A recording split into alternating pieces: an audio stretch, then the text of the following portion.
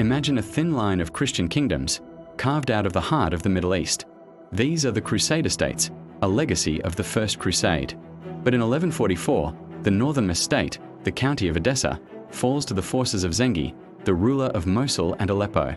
The news sends shockwaves across Europe, and the Pope calls for a new crusade, the second of its kind, to reclaim the lost territory and reinforce the fragile Christian presence in the Holy Land.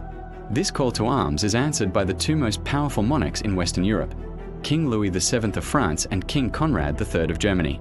Imagine the scenes: thousands of knights, soldiers, and pilgrims gathering under their banners, fired up with religious zeal. Louis, driven by piety, and Conrad, a veteran of many wars, prepare to lead their massive armies on a perilous journey to the east. It's one of the first times kings themselves, not just nobles, lead a crusade.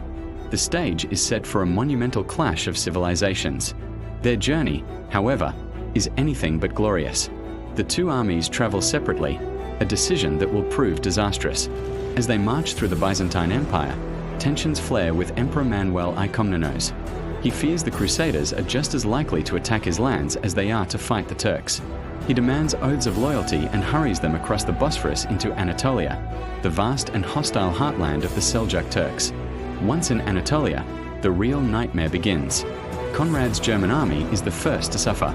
Marching through the arid, unforgiving landscape, they are ambushed by the highly mobile Seljuk horse archers.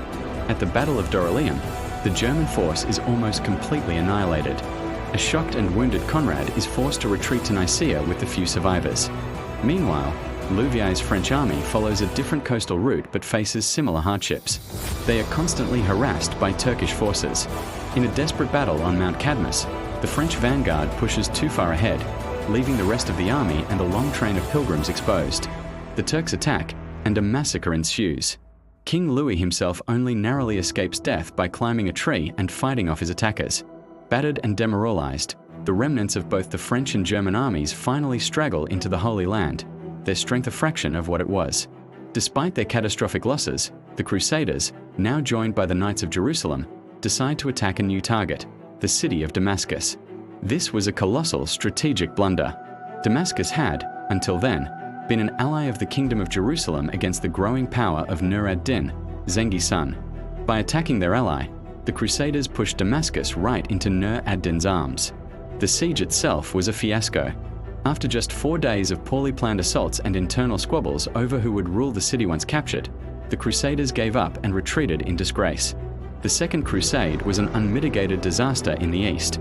It failed to retake Edessa, weakened the Crusader states, and united their Muslim enemies under the formidable leadership of Nur ad-Din.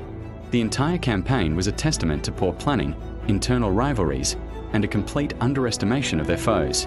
Ironically, the only real success of this whole venture happened thousands of miles away.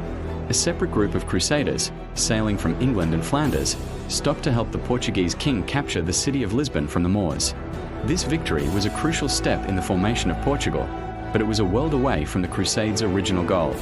And as the great kings of Europe sailed home in shame, a young boy was growing up in the court of Damascus. His name was Salahuddin.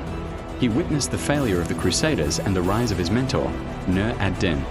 The seeds of the next great conflict were sown, one that would pit this young man, who would become the legendary Saladin, against the might of Christendom once more. Thanks for watching, and be sure to follow for more epic history.